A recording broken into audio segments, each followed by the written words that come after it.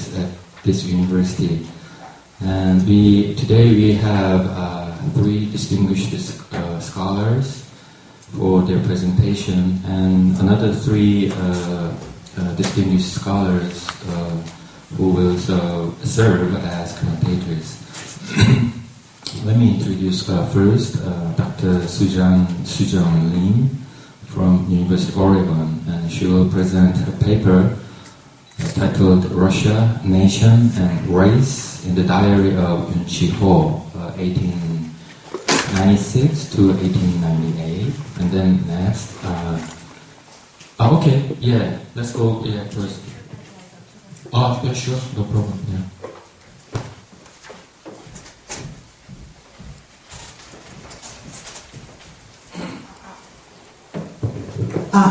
Okay. So before I start, I'd like to just say a few words. 안녕하십니까. 오리곤 대학에서 온 임수정이라고 합니다. 그래서 이 자리를 빌어서 이렇게 뜻깊은 학술회의에 저를 초대해 주신 송 교수님, 그리고 한국외국어대학교 러시아 연구소의 여러분들께 감사의 말을 전하고 싶습니다. Здравствуйте, я очень рада принимать участие в этой важной конференции, и я больше всего благодарна профессору Сон и другим организаторам этой конференции за то, что они пригласили меня. 시작하겠습니다. So I'll begin.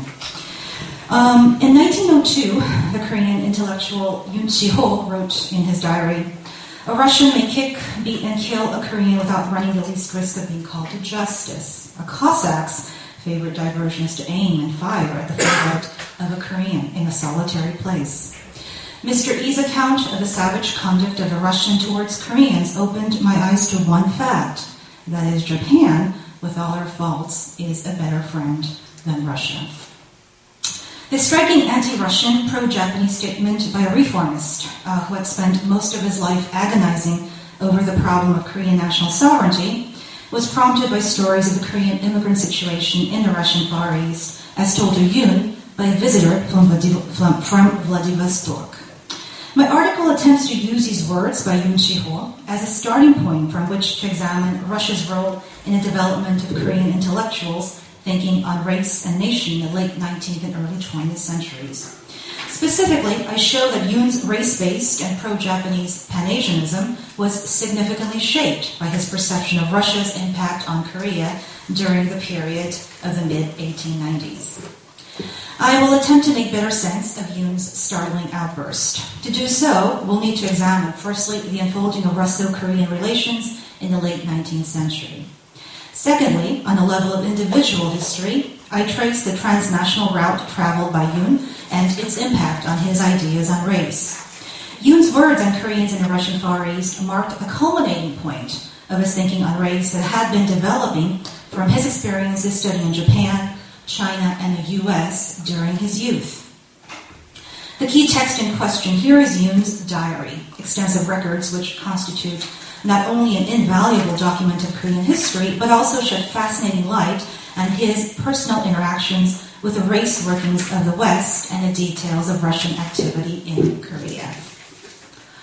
It would be difficult to understand Russia's full impact on turn-of-the-century East Asia without an examination of its relations with Korea, the catalyst and battleground for both the Sino-Japanese and Russo-Japanese wars.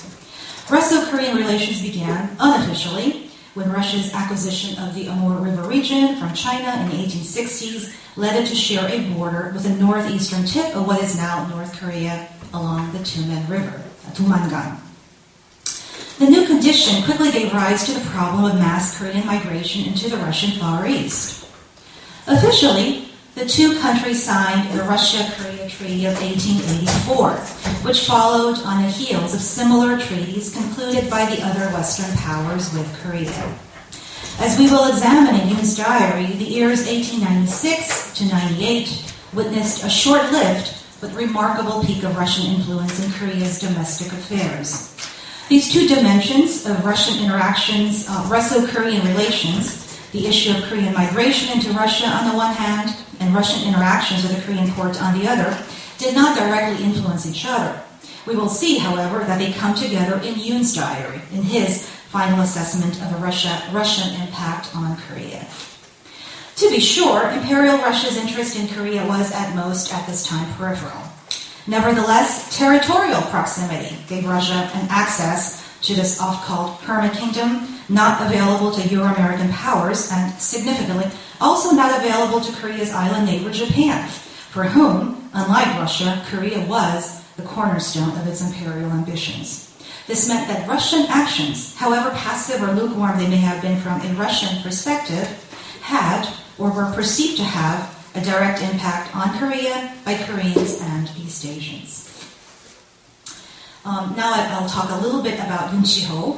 The life and career of Yoon Chi-ho, a crucial figure in the late 19th and early 20th century Korea, defy easy summary. The various identities and intellectual, ideological positions associated with him, anti-Confucian reformer, to name just a few, nationalist, first one of Korea's first Christians, editor of Korea's first modern newspaper, The Independent, Korean international student in the U.S., and toward the later period of his time, pro-Japanese collaborator. All these multiple identities of this one individual are symptomatic of the turbulent vicissitudes of Korean history, as well as the dilemmas and contradictions that faced many of turn-of-the-century Korean intellectuals. Yoon Chi-ho was born in 1864, the son of a military official in a wealthy Yangban family. In 1881, when he was 16, Yoon traveled to Japan as a member of the Korean inspection mission sent by King Gojong to observe the transformation of Meiji Japan. In 1884, Japanese-supported young radicals under Kim Il-kyun took over the government in a coup attempt that failed after 3 days. Although Yoon was not involved in the plot, his close ties to the radicals induced him to go into self-imposed exile in Shanghai. There, Yoon enrolled in Anglo-Christian college under the auspices of the American Methodist Episcopal South. In 1887, Yoon was baptized in Shanghai. With the backing of Methodist missionaries, from 1888, Yoon went on to spend 6 years in the U.S., studying theology first at Tennessee and then at Georgia, Emory University, before returning to Korea in 1895. Yoon is the author of an extensive diary, which he kept for 60 years. Written in Chinese, Korean, and English in various phases of his life, the diary functions as a key site wherein Yoon strove to articulate his self-transformation from a scion of Korea's traditional aristocracy to a Western-educated, English-speaking Korean Christian. And by the way, all the quotes from Yoon that I referred to here were written originally in English.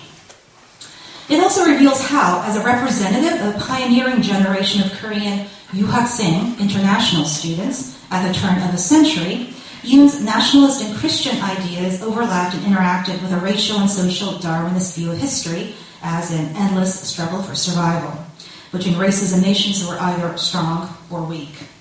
Yoon's diary from his period in Japan and China reveals the formation of his ideas in racial and civilizational hierarchy under the strong influence of Japanese intellectuals and American missionaries.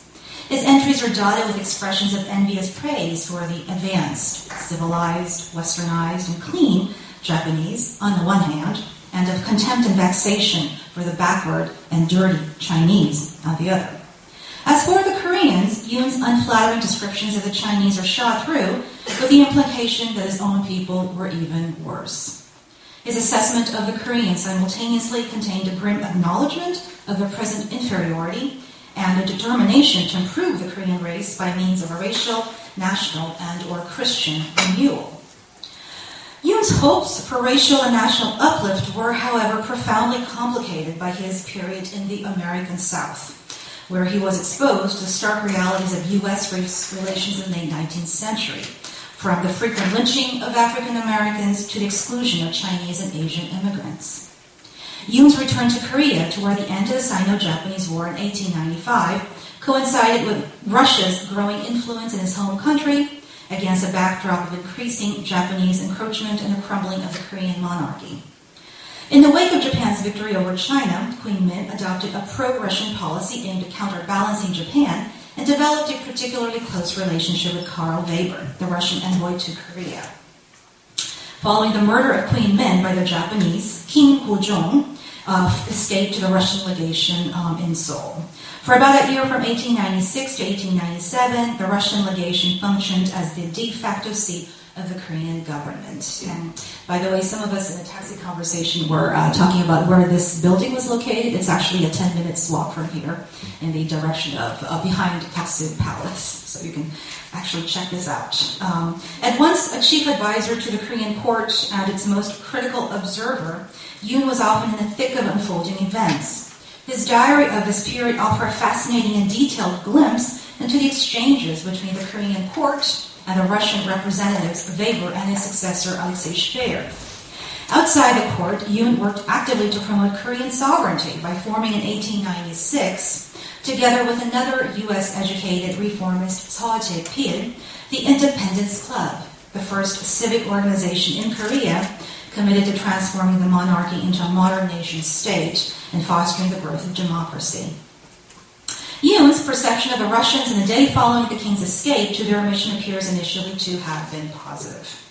But this quickly turned into disillusionment.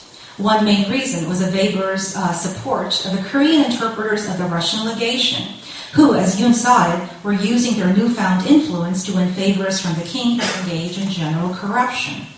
Expressing an intense hostility toward these Russian-speaking Koreans, Yoon repeatedly refers to them as wretches whose only merit is a few Russian words picked up in the streets of Vladivostok, dirty rascals at whose hands the king suffers all sorts of insults and indignities.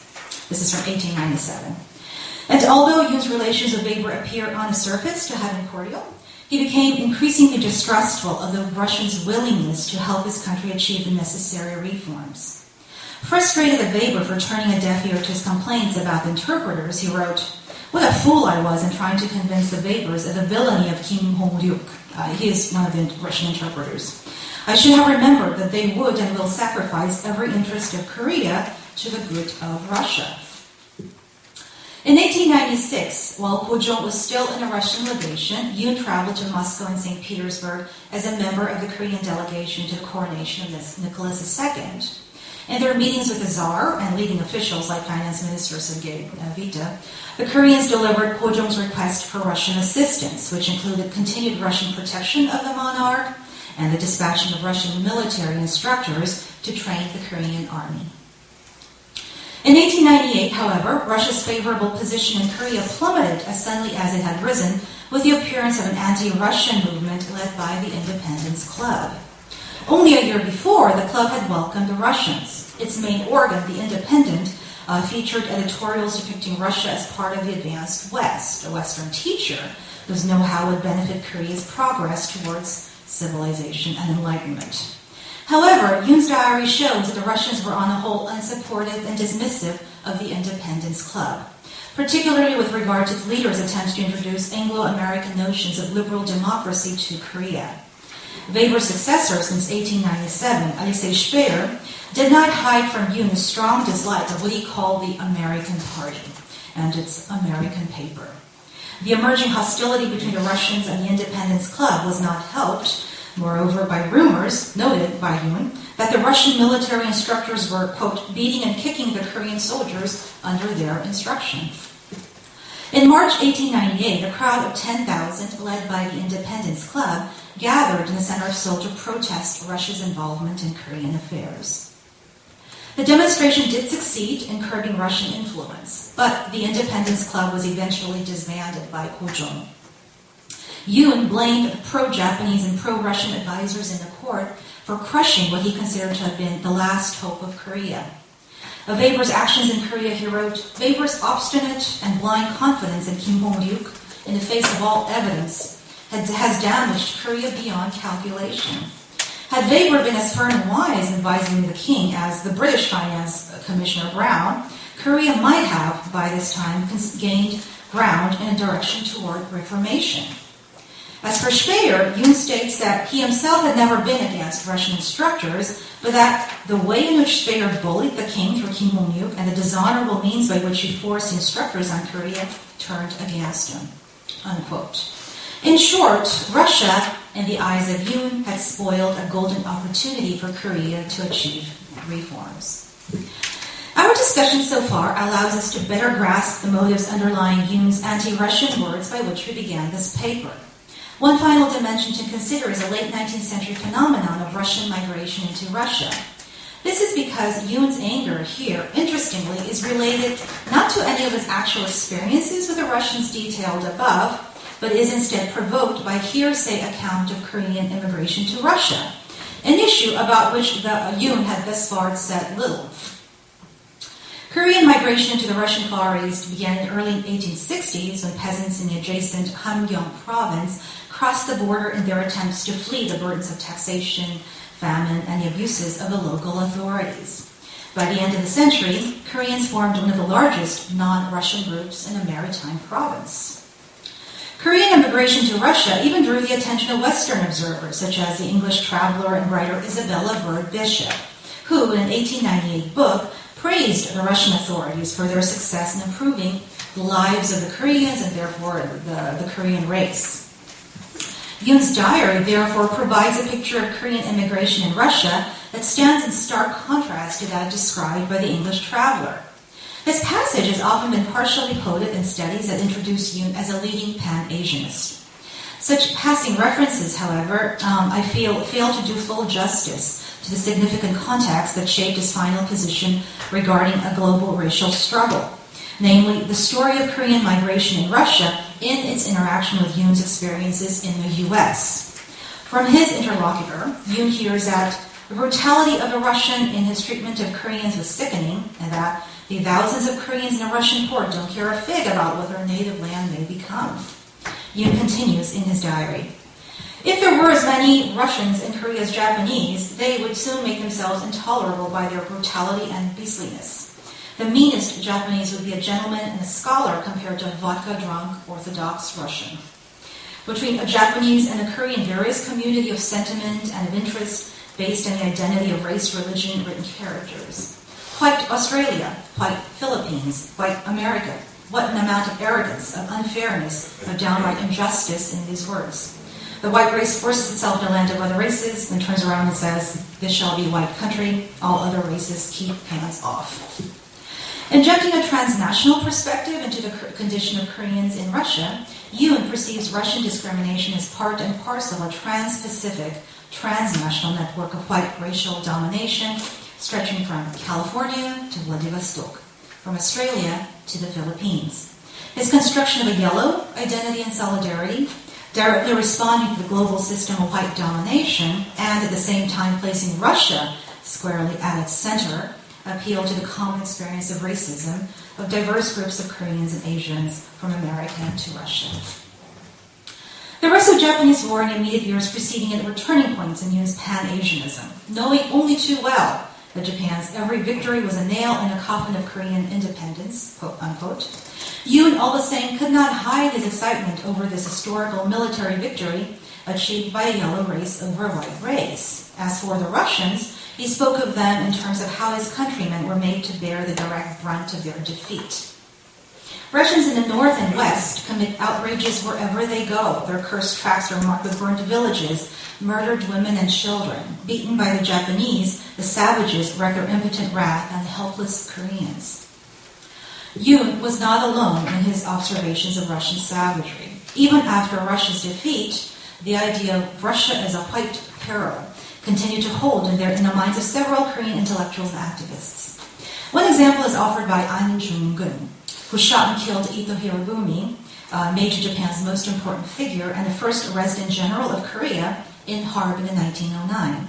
In contemporary Korean national discourse, An's assassination of Ito is held up as the epitome of anti-Japanese resistance.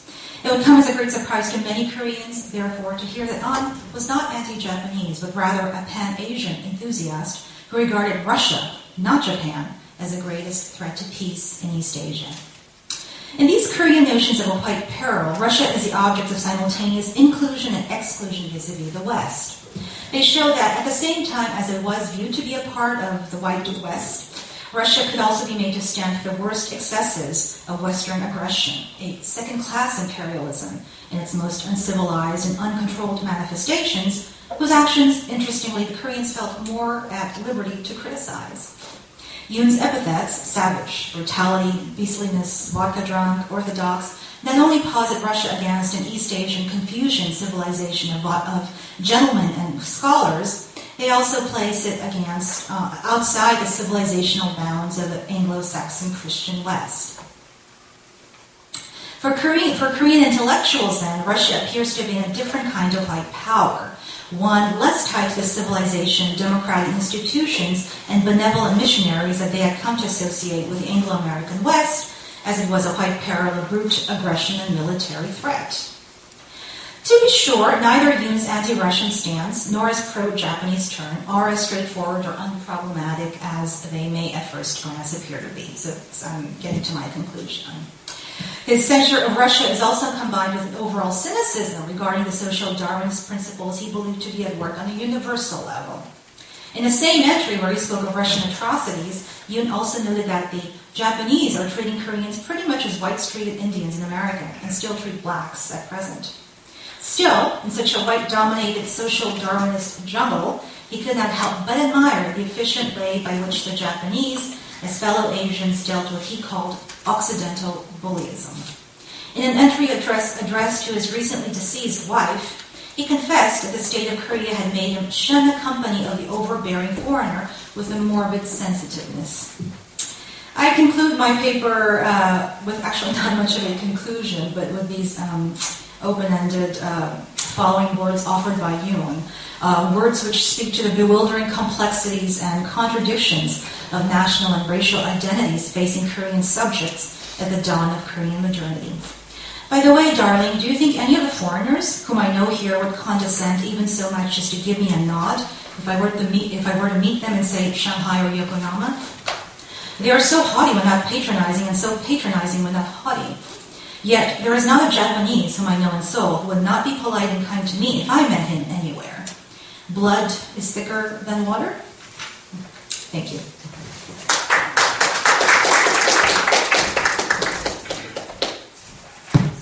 That's fine. Yeah, thanks so much. Very illuminating article. And the story is very. You introduced a very intriguing, if not disturbing, quotation. Well, I read this story, his diary, a long time ago, but I realized today that we can understand